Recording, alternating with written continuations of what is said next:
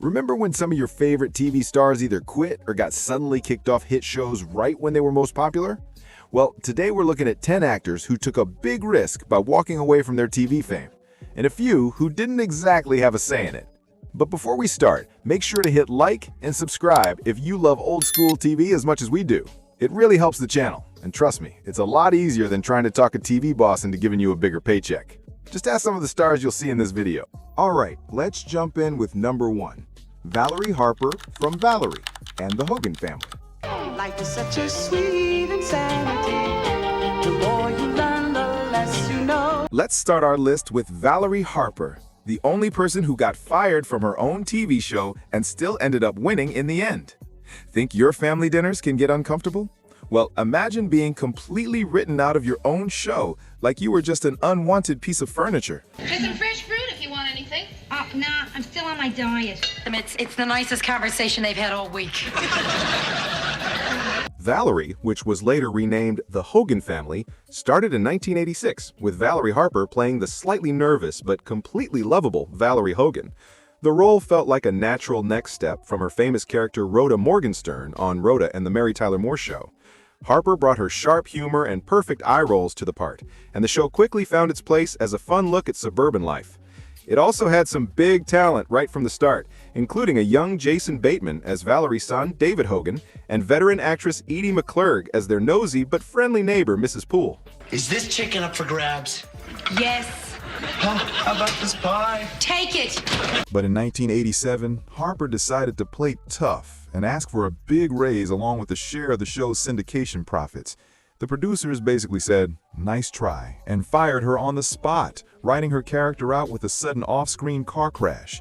It was the TV version of changing the locks and acting like you never lived there. Instead of canceling the show, the producers brought in Sandy Duncan to play the boys' super upbeat Aunt Sandy and renamed the series The Hogan Family. Somehow, the show kept going for another 4 seasons, proving that if the rest of your cast is strong enough, you can replace the main character and still keep things running. Meanwhile, Harper took the producers to court for wrongful firing and breaking her contract, and she won, earning a multi-million-dollar settlement. It was one of those rare Hollywood stories where someone truly got the last laugh. After that, Harper appeared in more TV movies, stage performances, and guest roles, reminding everyone why she was such a beloved TV star in the first place. Which actor's exit shocked you the most? Comment their name and tell us why it hit you so hard. Number 2. Topher Grace from That 70s Show.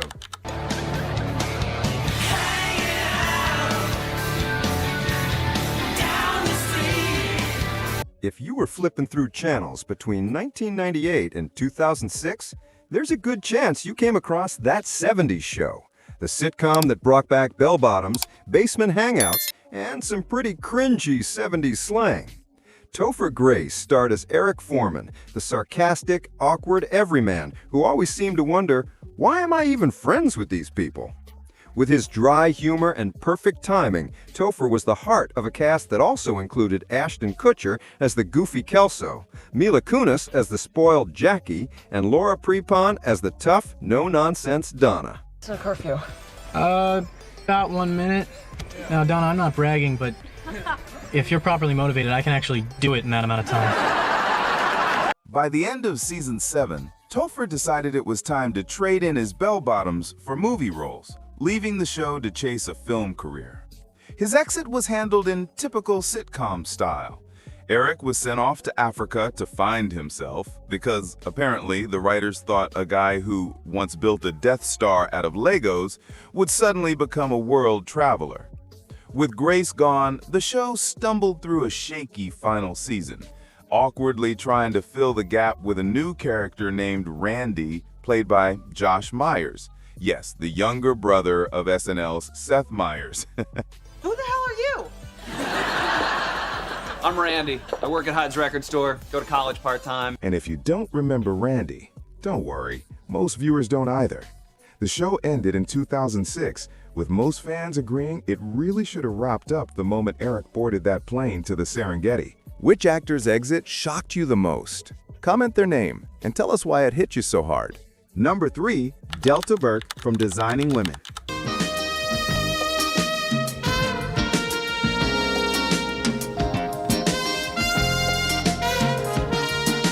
Coming in at number 3, we have Delta Burke, the Southern belle who got fired from one of the smartest sitcoms of the 80s after a behind-the-scenes fight messier than a butter-soaked biscuit at Sunday brunch. Designing Women ran for 7 seasons, from 1986 to 1993, following the lives of 4 outspoken women running an interior design firm in Atlanta. Burke played Suzanne Sugarbaker, a former beauty queen turned self-proclaimed steel magnolia, with a love for luxury and a real knack for delivering some of the show's funniest, most self-centered lines. Big and beautiful. Well, thank you very much, Mary Jo, for the hot tip. I just don't think I need to patronize any store that would call itself by that thing, but since you think it's such a good idea, why don't we just go all the way and start shopping at Fat and Fabulous? She was the kind of character who'd show up to a barbecue in a fur coat and then complain about the mosquitoes. But as the show got more popular, the tension behind the scenes grew too. Burke famously fought with the show's creators, Linda Bloodworth Thomason and Harry Thomason, over long working hours, creative control, and what she called a hostile work environment. The tabloids focused on her weight, but the real drama was much deeper. A mix of bruised egos, power struggles, and enough on-set sniping to fill a Southern Gothic novel. Things came to a head in 1991 when Burke was suddenly fired. In Hollywood, creative differences usually means the relationship is completely broken, and this was no exception. Designing Women continued for 2 more seasons without her and Jean Smart, who had left at the start of season 6, but it never really had the same spark, like a casserole that's been reheated one too many times. After leaving, Burke starred in the country-themed sitcom Delta in 1992, which tried to use her Southern charm but couldn't find an audience, and it was canceled after just 1 season. She later reunited with the Thomasons for the Designing Women spin-off Women of the House in 1995, bringing Suzanne Sugarbaker back as a bold, politically incorrect congressional widow. Do you see these, Nadine? It's Natalie, and no, I didn't. Oh, these are lovely. Lovely? Are you kidding? They're a heck of a lot more than that. They're handy as hell. But even with the high-profile reunion, the show had a hard time finding its rhythm and was canceled after just 1 season, with the last 4 episodes airing on Lifetime after CBS pulled the plug. Burke kept making guest appearances on TV over the years, but she never fully got back her Designing Women glory days. Number 4, John Amos from Good Times. Man, who could ever forget that theme song?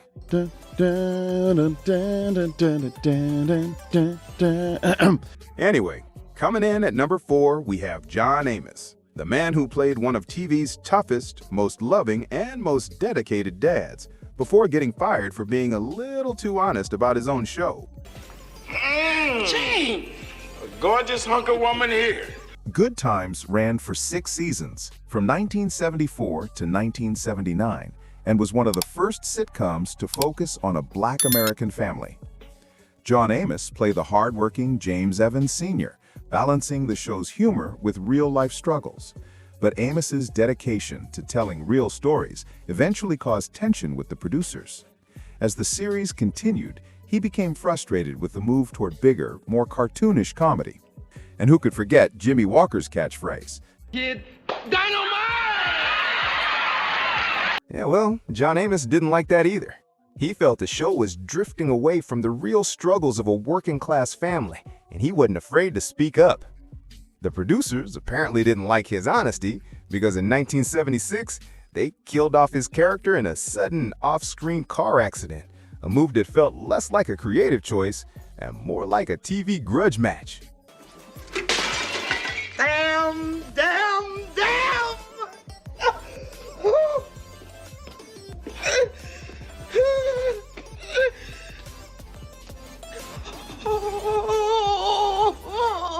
Without Amos, Good Times lost the emotional heart that had grounded its comedy and real-life stories. Esther Roll, who played his on-screen wife, Florida Evans, also left after season 4, frustrated with the show's move towards sillier plots. She eventually came back for the final season, but by then, the damage was done. The show never fully recovered without its original power couple. Amos went on to have a successful career in Roots, Coming to America, and TV shows like The West Wing and The District. He later said that being a bit more diplomatic might have kept him on good times, and eventually he made peace with creator Norman Lear, even starring in Lear's short-lived 704 Hauser. Number 5. Michael J. Fox from Spin City.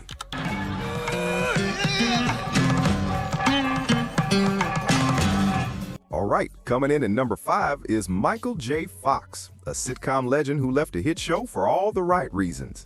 Spin City ran for 6 seasons from 1996 to 2002 and followed the chaotic lives of New York City's mayoral staff, with Fox playing the fast-talking, quick-witted deputy mayor Mike Flaherty. It was a big comeback for the Family Ties star, and his sharp comedic timing helped make the show a huge hit. This guy, you know, Owen was my mentor. He taught me everything I know about politics. How to campaign, how to manipulate the press. Most importantly, how to motivate people. So when he gets here, I want you guys to all, you know, do stuff. Fox earned 4 Emmy nominations and won once for the role, solidifying his status as a TV legend. But behind the scenes, he was dealing with Parkinson's disease, which he made public in 1998. He even joked about it on a memorable episode of The David Letterman Show a few weeks later. It's good. It was it's something that I've had for a long time, like 7 or 8 years, and I hadn't really told many people about it. And people were saying to me, you know, how could you keep that a secret? And I thought, I didn't really think of it as a secret, you know? It's like, who among us goes, you know, hi, I'm Bob, I have gout. By the 4th season, the symptoms had become too hard to handle while working on a hit network sitcom. In 2000, Fox announced he was leaving, giving fans one of the most emotional farewells in TV history. His final episodes mixed humor with touching, heartfelt moments. And if you didn't tear up a little during that farewell scene, you might want to check your pulse. After Fox left, the show went on for 2 more seasons, with Sheen taking over as the new lead. Who's Samantha? She's a friend from my yoga class. Really? You never mentioned her. What, are you hiding her from me? You're hiding her from me. The tone of the show changed, and while it stayed somewhat successful, it never quite found the same spark without Fox at its heart. Fox went on to focus on his health and advocacy work, founding the Michael J. Fox Foundation for Parkinson's Research. He later made TV comebacks with guest roles on shows like The Good Wife and Scrubs, proving his strength and lasting impact in the industry. If there were ever a class on how to leave a show with grace and dignity, Fox would be the one teaching it. And since you're still here, go ahead and hit that like button and subscribe. We promise we're not going anywhere. Now, let's keep our countdown going with number 6, Farrah Fawcett from Charlie's Angels. Sliding into our number 6 spot is Farrah Fawcett, the poster girl of 1970s cool, who left Charlie's Angels after just 1 season, even though she was the breakout star of the show.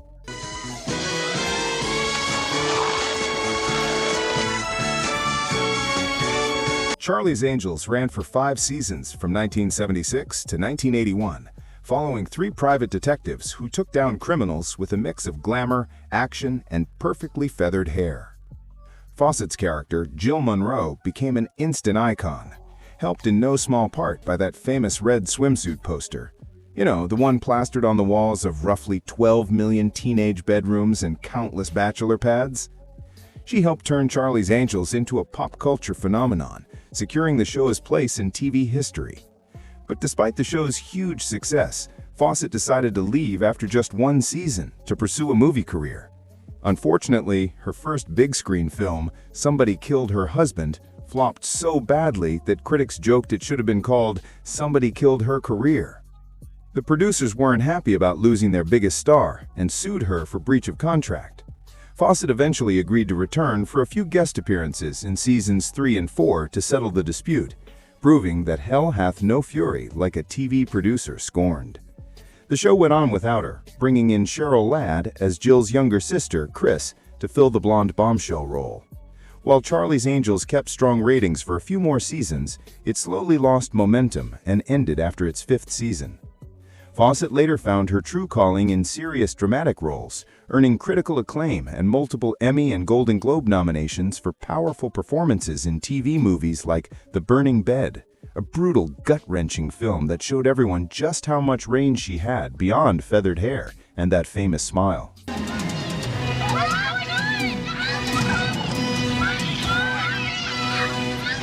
Sadly, Fawcett passed away in 2009 but her legacy as a TV icon and pop culture phenomenon lives on. Number 7. Suzanne Somers from Three's Company. Come and knock on our door. Come and knock on our door. We've been waiting for you. Sliding into the number 7 spot is Suzanne Somers, who brought the perfect mix of innocence and comic timing to Three's Company as the adorably clueless Chrissy Snow. Well, this is typical getting a girl pregnant. Only a man would do a thing like that. Three's Company ran for 8 seasons from 1977 to 1984 and followed 3 roommates sharing an apartment, with one guy pretending to be gay to meet the landlord's rules. Totally normal, right? Somers' portrayal of Chrissy helped make the show a huge hit, turning her into one of TV's biggest stars almost overnight. But by season 5, Somers and her husband manager, Alan Hamill, decided it was time for a big raise. She wanted to go from $30,000 per episode to $150,000, matching her co-star John Ritter. It was a bold move, especially at a time when female TV stars often earned far less than men. The network wasn't on board. They rejected her request, and when Somers started missing tapings as a negotiation tactic, they fired back by writing her out of the show, sending Chrissy off to Fresno to care for her sick mother. She literally just phoned in her lines. Hello? Hello, Janet. Oh, I'm so glad you're up. The fallout wasn't just professional, it was very personal. Somers' co-stars, Joyce DeWitt and John Ritter, felt blindsided by the contract fight and all the media attention that followed. Because of this, Somers didn't speak to either of them for decades. It wasn't until 2003 that she reconciled with Ritter, just before his untimely death. In 2012, she and DeWitt reunited on Somers' talk show, finally putting their differences behind them. Are your parents still alive? They are. Uh-huh. They're like 84 and 85. You still go back to Indiana? Yes, because my parents are there. Uh-huh. Three's Company went on without Somers, and while it stayed in the top 20 for much of its run, it never quite had the same spark.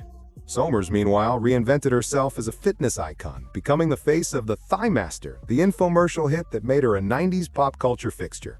I used to do aerobics till I dropped, then I found Thigh Master. She even found TV success again with Step by Step, proving that even if Hollywood shuts the door, you can still sneak back in with smart, a little creativity, and a pair of toned quads. Sadly, Somers passed away in 2023, but her legacy as a TV icon and fitness pioneer lives on. Number 8. David Caruso from NYPD Blue. Sliding into the rankings, we have Caruso, famous for one of TV's most notorious exits. NYPD Blue ran for 12 seasons from 1993 to 2005, pushing network TV limits with gritty storylines, complex characters, and just enough bare backsides to make parents reach for the remote. Caruso played Detective John Kelly, a cool, confident, no-nonsense cop who quickly became the show's breakout star. Wait a minute. You are going to take her out in front of them? His intense acting and laser-focused stare helped NYPD Blue earn critical praise from the very start, with Caruso even winning a Golden Globe for his work in the first season. And the winner is... David Caruso. Thank you. But then Caruso did what so many rising TV stars do. He let his ego write checks his career couldn't cash. After just 1 season, he demanded a huge salary increase, reportedly asking for $100,000 per episode, a cut of syndication profits, and perks that would make even a movie star blush. The network said no, and Caruso, convinced he was about to become a movie superstar, walked away. His last appearance was in Season 2, Episode 4, Dead and Gone. Unfortunately for Caruso, his big-screen dreams hit a wall. His first movie, Kiss of Death, in 1995, barely made a splash at the box office, and his follow-up, Jade, also in 1995, flopped both critically and commercially. Instead of rising to stardom, Caruso's career quickly fell. Meanwhile, NYPD Blue continued for another 11 seasons, with Jimmy Smits stepping in as the new lead. Morning. Let's go. Many fans would say that Smits' character, Bobby Simone, was just as compelling, maybe even more, than Caruso's John Kelly, showing that no one is truly irreplaceable, not even the king of the dramatic pause. Caruso eventually returned to TV with CSI Miami, which became a huge hit, and secured his place in pop culture with his signature one-liners and sunglasses moments. In the end, he got his comeback, just not quite the way he had imagined. Number 9. Christopher Meloni from Law & Order SVU.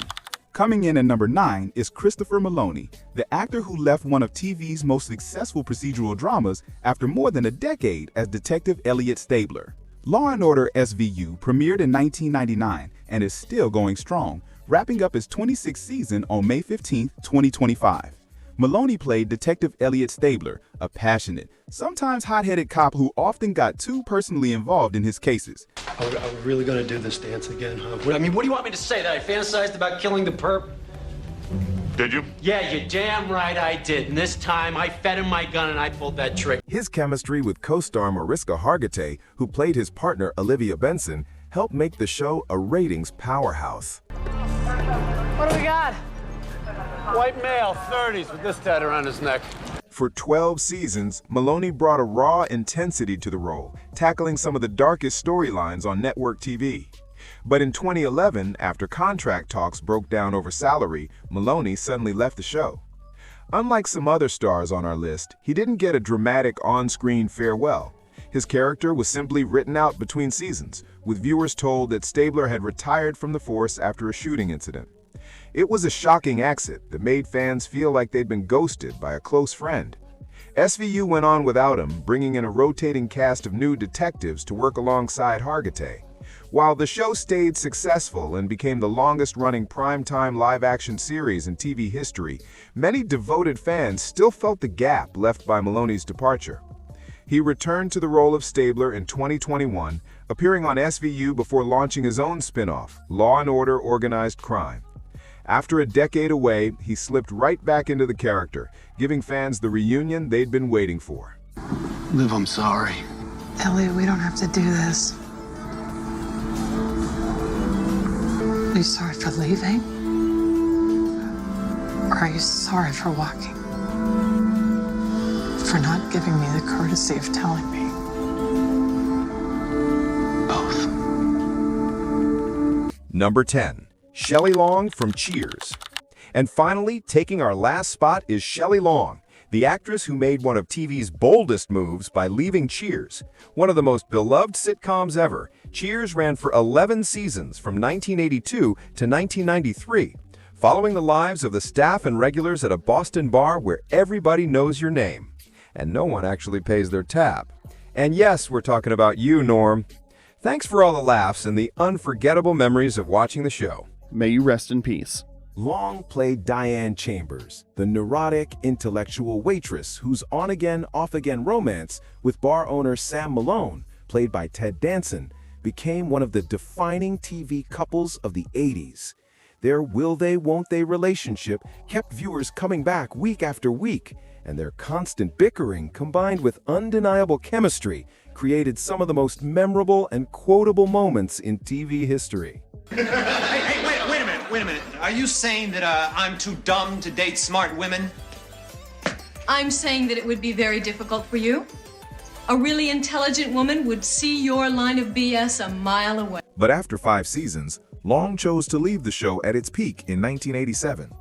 Her decision wasn't just about chasing a movie career, as people often said. She also wanted to spend more time with her newborn daughter and explore a wider range of acting roles that the nonstop schedule of a weekly sitcom didn't allow. The producers decided to permanently separate Sam and Diane in the season finale, I Do, Adieu, with Diane accepting an offer to write a novel and moving to Los Angeles, a fittingly bittersweet farewell for a character who'd always dreamed of something bigger. I'll be back here. I will. I'll see you in 6 months. Okay? Okay. Okay. It's better.